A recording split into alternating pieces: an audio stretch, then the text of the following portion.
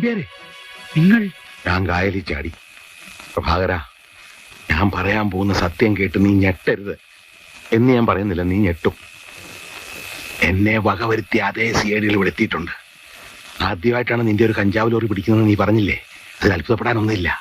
നിന്റെ കഞ്ചാവ് ലോറി മാത്രമല്ല, നിന്നെ അവർ നാമാവശേഷമാക്കും. ആ സിഐഡികളെ നീ കണ്ടോ? കണ്ടു. ഉരുവിൽ കയറുന്ന തൊട്ടു മുമ്പ് ഞാൻ അവരെ കണ്ടു. ഉടനെ എടുത്ത് കായലിൽ ചാടുകയും ചെയ്തു. മദ്രാസിൽ കണ്ട അതേ 2 മലയാളി സിഐഡികൾ. ഇനി ഒരു നിമിഷം പോലും ഇവിടെ നിൽക്കാൻ പാടില്ല. എന്നിട്ട് എന്തിനാ നേരെ ഇങ്ങോട്ട് പോകുന്നത്? ആഹാ, നീയും കായലിൽ ചാടിയോ? ചാടാൻ നിവർത്തി ഉണ്ടായിരുന്നില്ല. കുഞ്ഞീഷ്ണ, ഈ കുരിശന്റെ തലയിൽ നിന്നെടുത്ത് മാറ്റിത്ത, എന്നാൽ എനിക്കൊരു മനസമാധാനം ഉണ്ടാവും. നിന്നെ പോലെ സ്നേഹമില്ലാത്തവനല്ല പ്രഭാകര ഞാൻ അകത്തായാലും നീ രക്ഷപ്പെടണം. നിന്റെ ഈ വീടിന് ചുറ്റും സിഐഡികളെ താവളം ഉറപ്പിച്ചെന്നുള്ള കാര്യം ഉറപ്പാ. നീ വളരെ വളരെ സൂക്ഷിക്കണം. എന്റെ കാര്യം എന്തെങ്കിലും ആകട്ടെ, എന്റെ പൊന്നു കുഞ്ഞീഷ്ണ, ഇയാളെ വല്ല ചാക്കിലും കെട്ടി എവിടെയെങ്കിലും ഒന്ന് നാട് കടത്തി തരാമോ? കൊപ്ര ഇറക്കാൻ വരുന്ന ഏതെങ്കിലും ലോറിയില്? അത് മതി. ഞാൻ പോകാം പ്രഭാകര.